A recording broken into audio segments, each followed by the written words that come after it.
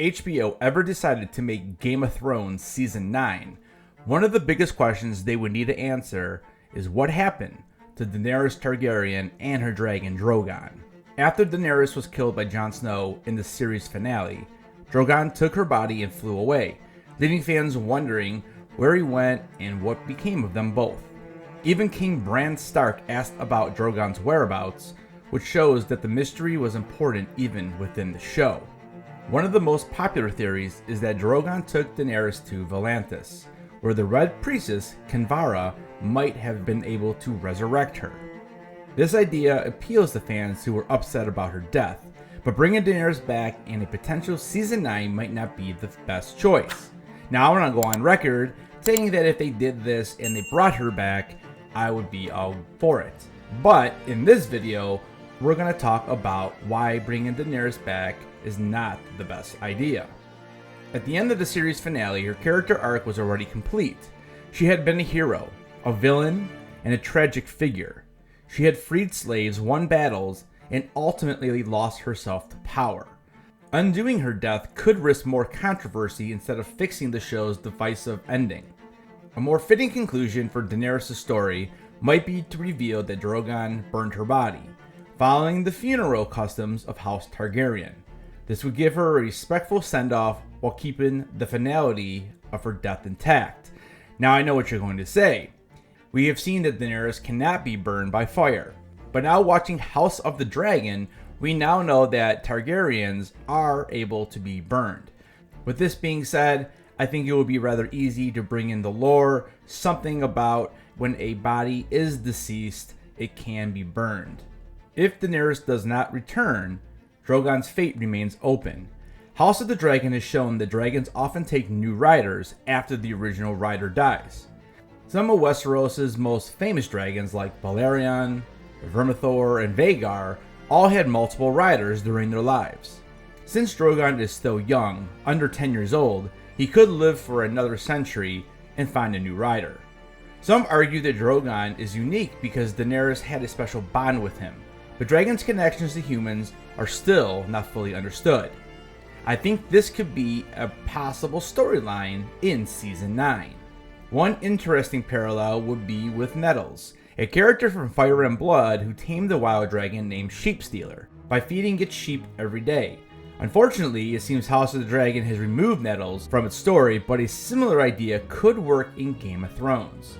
Perhaps a young girl in Essos could bond with Drogon, creating a new dragon legend while tying it back to Daenerys' legacy. Another possibility is that Drogon isn't the last dragon.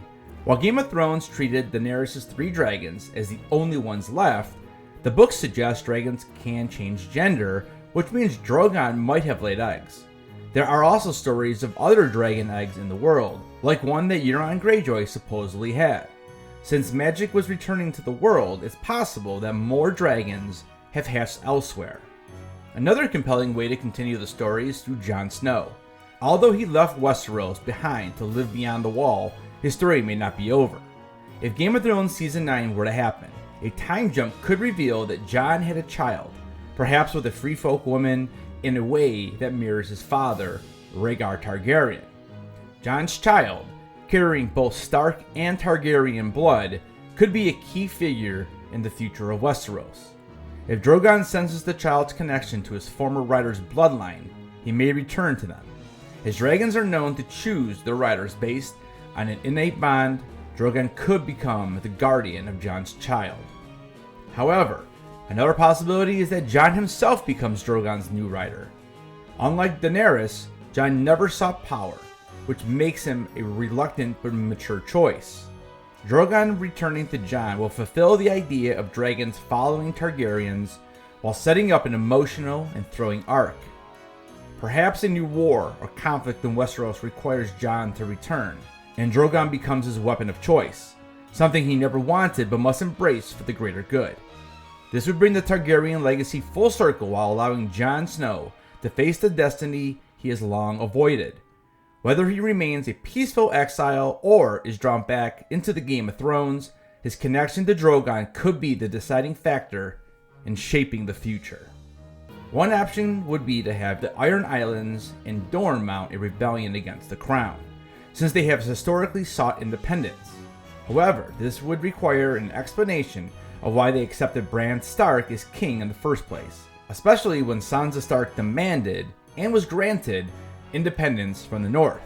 This highlights the need for Game of Thrones Season 9 to establish a new source of conflict. Another Game of Thrones story would need to challenge King Bran's reign. King's Landing must play a key role in all of this. King Bran Stark looks set for a peaceful reign, with the various wars ended, threats defeated, and Westeros in a rebuilding phase. But Game of Thrones has never been about peace. Villain. The Three-Eyed Raven himself could be the best villain option left. Game of Thrones has almost always had rulers whose morals and purposes were questionable. Cersei Lannister and Joffrey Baratheon were two of the show's greatest villains.